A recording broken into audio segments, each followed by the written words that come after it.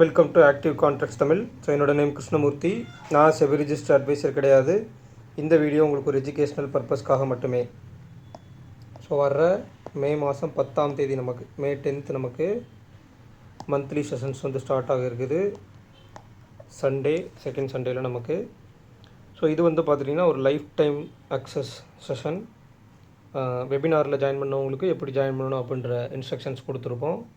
So அதை தவிர்த்து டைரெக்டாக ஜாயின் பண்ணணும் விருப்பம் இருக்கவங்க 7904877610 அப்படின்ற நம்பருக்கு வாட்ஸ்அப் பண்ணி டீட்டெயில்ஸை வாங்கிக்கிங்க, செஷன்ஸ்க்கான டீட்டெயில்ஸ் வாங்கிக்கிங்க. ஸோ இன்றைக்கி மார்க்கெட் அப்படின்றது ஒரு பாசிட்டிவ் ஓப்பன். ஃபஸ்ட் ஓப்பன் ஒரு பாசிட்டிவ். ஆனால் நேற்றுக்கு க்ளோஸ் என்ன? Negative close. சரிங்களா? நேற்றுக்கு க்ளோஸ் அப்படின்றது ஒரு நெகட்டிவ் க்ளோஸு.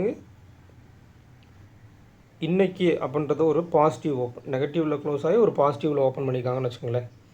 அப்போ நெகட்டிவில் க்ளோஸ் ஆகி பாசிட்டிவில் ஓப்பன் பண்ணவங்களுக்கு நெகட்டிவ் இன்டென்ட்டும் இருக்கும், பாசிட்டிவ் இன்டென்ட்டும் இருக்கும். அதுதான் நம்ம இந்த சண்டே சினாரியோவில் நம்ம சொல்லியிருந்தோம். சினாரியோ அனாலிசிஸ் அப்படின்ற வெபினாரில் நம்ம சொல்லியிருந்தோம். நெகட்டிவாக க்ளோஸ் ஆனவங்க அடுத்த நாள் பாசிட்டிவாக ஓப்பன் ஆகி நெகட்டிவாக வந்திருக்காங்க. அதே தான் இன்றைக்கும் நடந்திருக்கு. ஓப்பனுக்கு கீழே போய் அதே இந்த மாதிரி இங்கே பாசிட்டிவில் இதுக்கு மேலே இங்கே பாசிட்டிவில் க்ளோஸ் பண்ணவங்க ஓப்பன் ஆகி ஓப்பனுக்கு கீழே நெகட்டிவாக போய் அகைன் மேலே முடிச்சுக்கிறாங்க. பாசிட்டிவாக முடிக்கல, அந்த இன்டென்ட்டுக்காக மேலே முடிச்சுருக்காங்க. அப்போ இந்த இடத்துல நெகட்டிவாக முடிஞ்சிருக்கு இல்லையா? இந்த க்ளோஸுக்கு கீழே முடிஞ்சிருக்கு. அப்போ ஒரு நெகட்டிவ் இன்டென்ட் இருக்குது. மார்க்கெட் பாசிட்டிவாக போனாலும் பெருசாக அவங்களால போக முடியல. மினிமம் ப்ரீமியம் கொடுத்துட்டு காலுக்கு சில லெவல்ஸ் ரீச் பண்ணிவிட்டு அங்கேருந்து அகைன் திருப்பி ரிவர்ஸில் வந்திருக்காங்க. இதுதான் இன்றைக்கி நடந்திருக்கு. ஸோ இது மார்க்கெட் சினாரியோவை நீங்கள் அண்டர்ஸ்டாண்ட் பண்ணியிருந்தீங்கன்னா புரியும். அப்போ சினாரியோ வைஸ் மார்க்கெட் ப்ரீவியஸ் க்ளோஸ்க்கு கீழே, அதாவது மந்த்லியில் பாசிட்டிவ், வீக்லியில் பாசிட்டிவ், டெய்லியில் பாசிட்டிவ், ஆனால் ப்ரீவியஸ் க்ளோஸ்க்கு கீழே ஒரே ஒரு நெகட்டிவ். அந்த ஒரு நெகட்டிவ்க்கு என்ன இருக்குது? இன்றைக்கி மார்க்கெட் பாசிட்டிவாக போனாலும் அகைன் திருப்பி கீழே முடிச்சிருக்காங்க. ஆனால் ஓப்பனுக்கு மேலே, சரிங்களா, நியர்பை ஓப்பன் கிட்ட ப்ரீவியஸ் க்ளோஸ்க்கு மேலே முடிச்சுக்கிறாங்க. சரிங்களா? ஓப்பனுக்கு நியர்பை ப்ரீவியஸ் க்ளோஸ்க்கு மேலே முடிச்சிருக்காங்க. அதே நேரம் நமக்கு 24,119 அப்படின்னு எடுத்துக்கிட்டிங்க அப்படின்னா இந்த இடத்துல உங்களுக்கு எஸ்டர்டே ஹைக்கு மேலே முடிச்சுக்கிறாங்க. அப்போ ஓப்பன் கொஞ்சம் நியர்பை முடிச்சுக்கிறாங்க. ஓப்பன் 102, 119, அப்போ ஒரு 19 பாயிண்ட் மேலே ப்ரீவியஸ் க்ளோஸ்க்கு மேலே எஸ்டர்டே ஹைக்கு மேலேன்ற மாதிரி முடிச்சுக்கிறாங்க. அப்போ இந்த இடத்துல என்ன நடந்திருக்குன்னு கேட்டிங்கன்னா, ஓப்பன் ஆனவுடனே நமக்கு மொமெண்டம் அப்சைடு போயிடுறாங்க. அப்சைடு போன மொமெண்டம் அப்படின்றது ஷார்ட் ஒயிட் எட்ஜ் டாப்பையும் ஷார்ட் ரேஞ்ச் டாப்பையும் கடந்து போகிறாங்க. 300 டேபிளில் ஃபிக்ஸ் ஆகுது. ஸோ 290 ஒரு 10 பாயிண்ட் ஸ்லிப்பேஜ் முன்னாடி ரிவர்சல் நடக்குது. அங்கேயே கால் ஆப்ஷன் ப்ரீமியம் கொடுத்து ரிவர்சல் நடக்குது. திரும்பி வந்த மார்க்கெட் ஓப்பனுக்கு கீழே வந்தாலும் மிட் பாயிண்ட்டு கீழே வரல. ஒயிட் எட்ஜினுடைய மிட் பாயிண்ட்டோ ஷார்ட் எட்ஜினுடைய மிட் பாயிண்ட்டுக்கு கீழே அவங்க ட்ரேட் ஆகலை. ஸோ நெகட்டிவ் இன்டென்ட்டு அந்த இடத்துல இல்லை. அட் த சேம் டைம் நம்மளுக்கு 24,000 நியர்பை நமக்கு ப்ரீவியஸ் க்ளோஸ் 23,997. அதுக்கு மேலே சஸ்டெயின் ஆகும்போது என்ன ஆகுது? அவங்க பாசிட்டிவ் சென்டிமெண்ட்லேயே முடிக்கிறாங்க. எத்தனை பாயிண்ட்ஸ் அப்படின்றது ரொம்ப ரொம்ப முக்கியம். பாசிட்டிவில் முடிச்சிருக்கிறது கிட்டத்தட்ட 120 பாயிண்ட் இன்றைக்கி பாசிட்டிவில் முடிச்சுருக்குறாங்க. அப்போ நாளைக்கு எக்ஸ்பைரின்றது எப்படி இருக்கும்? அப்போ உங்களுக்கு மார்க்கெட் என்ன பண்ணுறாங்க? இதில் நீங்கள் கரெக்டாக நீங்கள் அண்டர்ஸ்டாண்ட் பண்ணிட்டு தெரியும். இந்த டேலேருந்து இந்த டே வரைக்கும் அப்போ நியர்பை அந்த இடத்துல தான் முடிச்சுருக்காங்க. இந்த ஒரு 3 நாளை பாருங்கள், 3 டேஸு மார்க்கெட் கீழேருந்து மேலே போயிட்டு திருப்பி மேலேருந்து இங்கேருந்து மேலே போய் திருப்பி கீழே அங்கே ஒரு ரேஞ்ச் செட் பண்ணிட்டு அகைன் இங்கே அகைன் மேலே போய்ட்டு திருப்பி இதே இடத்துல தான் முடிச்சுக்காங்க. அப்போ இந்த ரேஞ்ச் 24,000 to 24,100 அப்படின்ற ஒரு ரேஞ்சை ஃபிக்ஸ் பண்ணுறாங்க. எக்ஸ்பைரிக்கு நியர்பை அந்த இடத்துல இருக்கக்கூடிய ப்ரீமியத்தினுடைய டிகேக்காக இந்த மொமெண்டம் மாறி மாறி நடந்துட்டுருக்கு. அதில் நமக்கு ஓப்பன் மார்க்கெட்டில் நடக்கக்கூடிய சினாரியோ வைஸும் டேபிள் வைஸும் ஆப்ஷன் ப்ரீமியம் கால்குலேஷன்ஸில் நம்ம காமிச்சு கொடுத்துட்றாங்க. அதை பேஸ் பண்ணி நமக்கு மொமெண்டம்ன்றது வந்துடுது. ஓகேங்களா? இப்போ இந்த இடத்துல மார்க்கெட் முடிஞ்சிருக்குது அப்படின்றது 24,119. அப்போ கீழே உள்ள புட் ஆப்ஷன் அப்படின்றது 24,100, மேலே உள்ள கால் ஆப்ஷன் 24,200. அப்போ 24,100 அப்படின்றது ஷார்ட்டஸ்ட் எட்ஜினுடைய 150 அப்படின்றது ஷார்ட்டஸ்ட் எட்ஜினுடைய மிட் பாயிண்ட் 24,150. ஒய்டஸ்ட் எட்ஜ் அப்படின்னு எடுத்துக்கிட்டிங்க அப்படின்னா 24,000 to 24,300. இங்கேயும் யார்?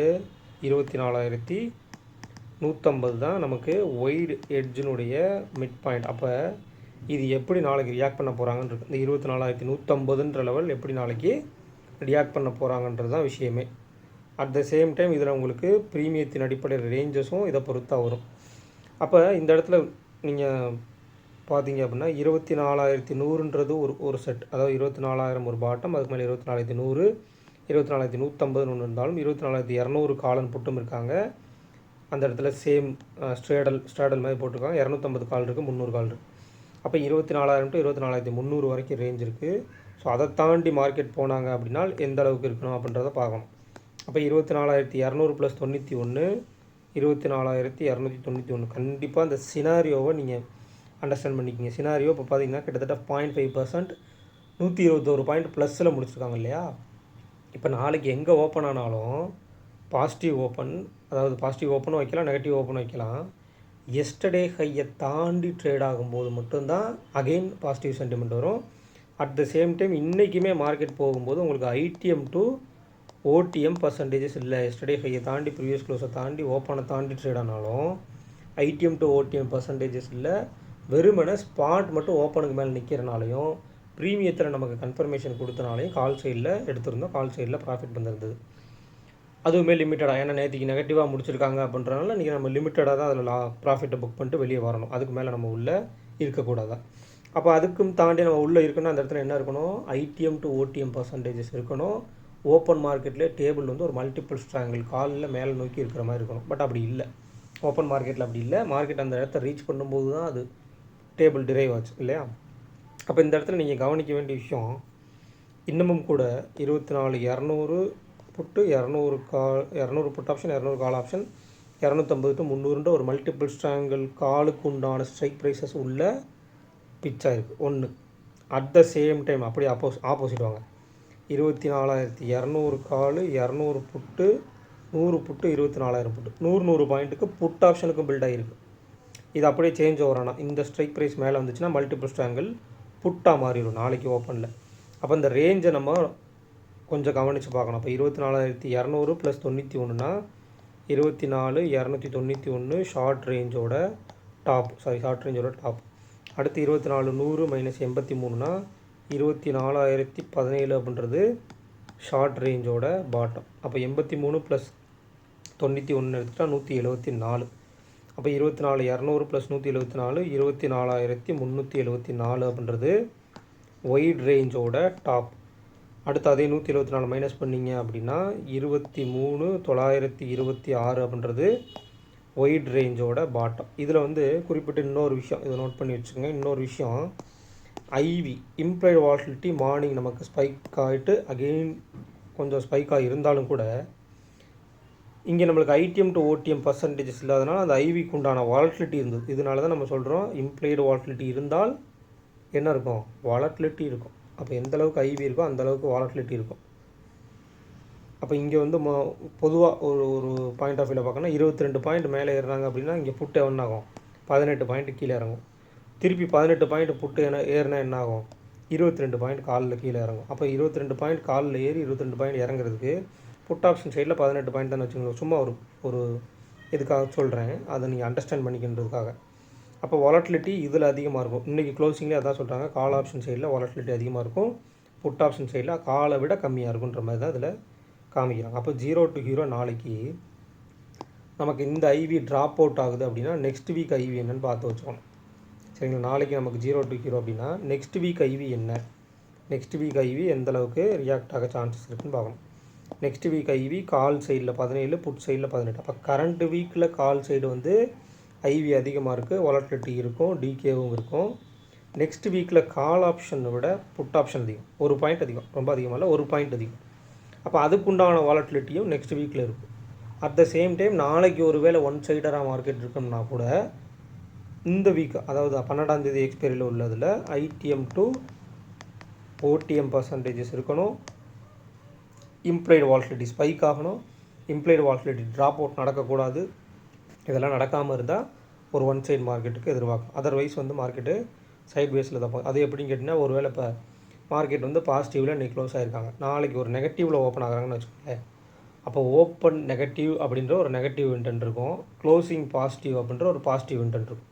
அப்போ என்ன பண்ணாங்க, பாசிட்டிவாக எடுத்துகிட்டு போய் ப்ரீவியஸ் க்ளோஸ்க்கு போயிட்டு ஓப்பன்லேருந்து கொண்டு போன அந்த ரேஞ்சுக்கு எடுத்துகிட்டு அகைன் திருப்பி ரிவர்ஸில் வந்துடுவாங்க. நம்ம சொன்னோம் இல்லையா, அந்த சினாரியோவில் 100 to 150 பாயிண்ட் இல்லை 150 to 200 பாயிண்ட் இருக்குல்லையா, அந்த ரேஞ்சுக்குள்ளே கொண்டு போய்ட்டு வெளியே வந்துடுவாங்க.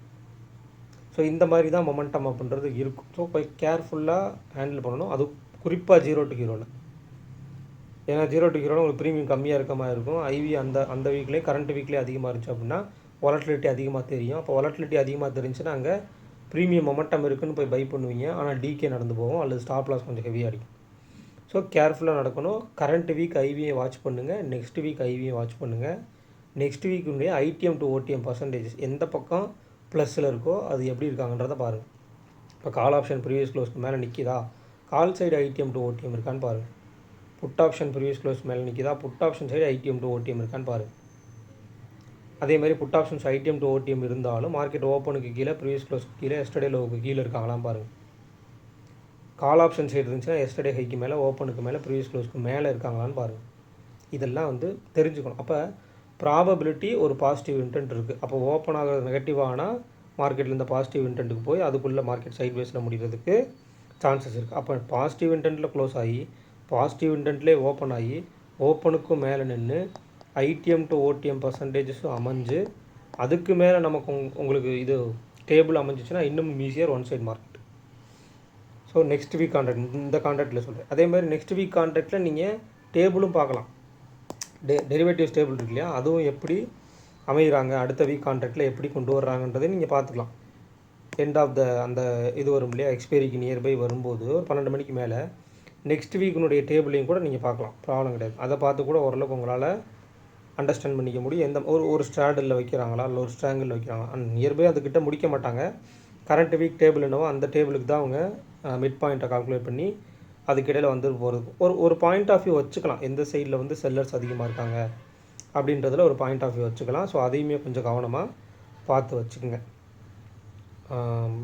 ஸோ 0 to ஹீரோ கொஞ்சம் கேர்ஃபுல்லாக ட்ரேட் பண்ணுங்கள்.